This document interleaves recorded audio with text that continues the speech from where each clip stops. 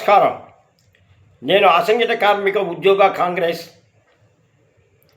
యొక్క Andhra Pradesh south zone ఇన్ఛార్జిని మరియు ఆంధ్రప్రదేశ్ అధికార ప్రతినిధిని. ఈరోజు కాంగ్రెస్ పార్టీలో కేవలం గ్రూపుల వల్ల కాంగ్రెస్ పార్టీ విచ్ఛిన్నమైపోయింది. ఈ విచ్ఛిన్నమై దానికి కేంద్రంలో ఉన్న పార్టీ ఏమన్నా మేలు చేస్తుంది కావాలని అనుకుంటున్న తరంలో షర్మిలా గారికి రాజ్యసభ సీటు అని చెప్పి కానీ ఆంధ్రప్రదేశ్లో ఉన్న కార్యకర్తల్లో అలజడి ఒకటి లేపారు. అయ్యా, చెట్టు పేరు చెప్పుకొని కాయలు అమ్ముకోవద్దు. రాజశేఖర రెడ్డి చాలా మంచివారు. రాజశేఖర రెడ్డి పెట్టిన పథకాల వల్ల ఎంతోమంది పేద కార్మికులు బాగుపడ్డారు. కానీ రాజశేఖర రెడ్డి గారు కాంగ్రెస్ పార్టీలో ఉండి ఆయన ముఖ్యమంత్రిగా ఉండి ఆయన మరణిస్తే పదవి కోసం ఆయన కొడుకు ఈ యొక్క పార్టీని సర్వనాశనం చేస్తే దానికి వాళ్ళ కుటుంబం మొత్తం కూడా ఈ కాంగ్రెస్ పార్టీని ఆంధ్రప్రదేశ్లో లేకుండా చేయాలని చూసిన వాళ్ళకి ఈరోజు నాయకత్వం ఇచ్చి కాంగ్రెస్ని అభివృద్ధి చేయమంటే అయ్యా మీకు కొంప ముంచాను, మళ్ళీ నీకు కొంపకి నేను ఆర్పుతానా అన్నట్టుగా ఉంది సామెత అన్నమాట. కొంప ముంచేశారు అన్న చెల్లెలు కలిసి. కానీ చెల్లెల్ని తీసుకొచ్చి అధికారం ఇస్తే ఏం చేసిందా అంటే కేవలం వాళ్ళ అన్నని విమర్శించుకుంటుందే కానీ ప్రభుత్వం చేస్తున్న అక్రమ అన్యాయాలని ప్రజలకు రావాల్సిన రాయితీలని ప్రభుత్వం ఇవ్వకుండా ఉంటే దాని గురించి ఒక్క రోజున అడగల. ఇటు కార్మిక సమస్యల మీద అయినా సరే పోరాటం చేస్తారా అంటే చెయ్యాల. నెల్లూరుకి షర్మిలారెడ్డి గారు విచ్చేసినప్పుడు మా యొక్క కార్మిక సమస్య మీద ఆ రోజు డయాసెస్లో నేను మాట్లాడి వారికి నేను ఒక వినతి పత్రం ఇచ్చాం. ఆ వినతి పత్రం పిఏ గారికి ఇచ్చింది. ఆ పిఏ గారు మరి నెల్లూరు నుంచి పోతూ పెన్నా నదిలో వేసేసారో కానీ మాకు తెలియదు.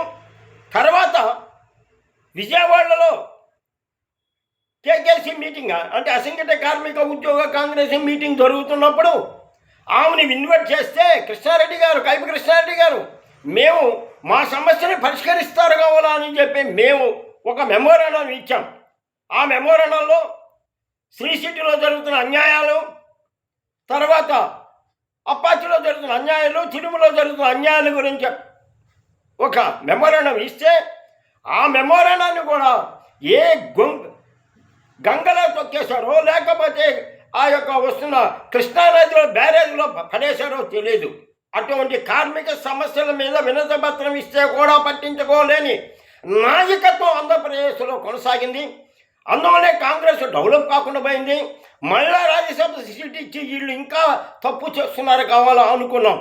కానీ ఈరోజు విడుదల చేసిన రాజ్యసభ సీట్లలో వారికి పదవి లేకుండా చేసిన దానికి నిజంగా హైకమాండ్కు అంటే కాంగ్రెస్ పార్టీ హైకమాండ్కు ధన్యవాదాలు చెబుతున్నాం. ఎందుకనంటే కార్మిక సమస్యల్ని పట్టించుకోలేని నాయకురాలు, ప్రజల సమస్యల్ని పట్టించుకోలేని నాయకురాలు, ఇటువంటి నాయకురాలు ఉంటే పార్టీ డెవలప్ అవుతా.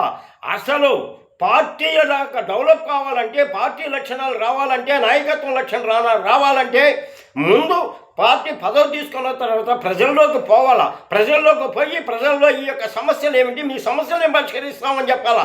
ఎక్కడ కూడా ప్రజల్లోకి పోయి సమస్యలు పరిష్కరించి మార్గం చేయలేకపోయిన నాయకురాలు మనకు ఆంధ్రప్రదేశ్లో ఉన్నారు అంటే మనం ఎంత శోచనీయమో ఒకసారి ఆలోచించండి. ఈరోజు రాజ్యసభ సీట్లలో వారికి ఇవ్వకపోవడం చాలా మంచి పని చేశారు. అధ్యక్ష స్థానం కూడా వారిని తొలగించే వేరే వాళ్ళకి ఇవ్వండి. ప్రజా సమస్యల మీద పరిష్కారం చేసే నాయకత్వానికి ఇవ్వండి. ఎక్కడైతే కష్టాలు ఉన్నాయో అక్కడికి పరిగెత్తే నాయకత్వానికి ఇవ్వండి. ఎక్కడైతే సమస్య ఉందో సమస్యని పరిష్కరించడానికి ముందుకు వచ్చారు వాళ్ళకే రాష్ట్ర నాయకత్వం ఇవ్వాలి. కానీ ఏదో రాజశేఖర రెడ్డి గారి కూతురు కాబట్టి రాజశేఖర రెడ్డి గారి కూతురికి కాబట్టి ఇచ్చాము కాబట్టి మనకేదో డెవలప్ అవుతుంది అంటే ఇక్కడ శూన్యమైంది. వచ్చిన తర్వాత కాంగ్రెస్ పార్టీ ఈ యొక్క ఆంధ్రప్రదేశ్ డివైడ్ చేసినప్పుడు మీకు ప్రత్యేక హోదా ఇస్తున్న హోదాని గురించి కూడా మాట్లాడలేని పరిస్థితున్నటువంటి నాయకత్వం ఈ యొక్క రాష్ట్రంలో ఉంది. కాబట్టి ఇప్పటికైనా సరే కేంద్ర నాయకత్వం మంచి లీడర్ని ఇవ్వండి. ప్రజల కోసం కష్టపడే నాయకుని ఇవ్వండి, కార్మికుల కోసం కష్టపడే నాయకుని ఇవ్వండి, కష్టాల కోసం ఎదురుపోయే నాయకుని ఇవ్వండి, ప్రభుత్వాన్ని చేస్తున్న అన్యాయాన్ని విమర్శించే నాయకుని కావాలి ఇవ్వండి. అంతేగాని అన్నని విమర్శిస్తూ అవతలతో ఏ రోజైనా ప్రభుత్వం చేస్తున్న అన్యాయాన్ని ఒక్కరోజు విమర్శించలేని ఇటువంటి నాయకత్వం ఆంధ్రప్రదేశ్లో ఉండకూడదని తెలియజేస్తూ దయించి మరొకసారి కేంద్ర కాంగ్రెస్ పార్టీ అధినాయకుడు రాహుల్ గాంధీ గారికి, మల్లికార్జున ఖర్గే గారికి, దాని తర్వాత ప్రియాంక గారికి, సోనియా గాంధీకి మరోసారి ధన్యవాదాలు చెబుతున్నాం.